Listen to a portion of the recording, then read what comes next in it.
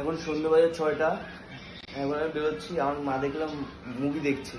মাকে জিজ্ঞেস করলাম কি বই দেখছো? মা বই দেখছে বলে এইটা, বেদের মেয়ে জ্যোৎস্না। ও মা, এই বই এখন ইউটিউবে পাওয়া যায়? পাওয়া যায় না। হ্যাঁ, পাওয়া যায় না। বেদের মেয়ে জ্যোৎস্না। তুমি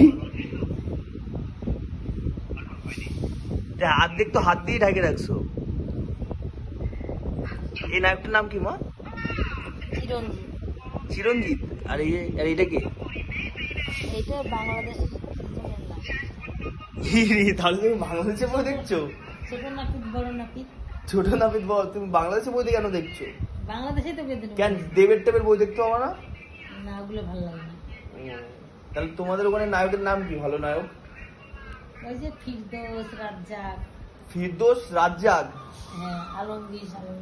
আলমগীর সেটা কি? সব বাংলাদেশে।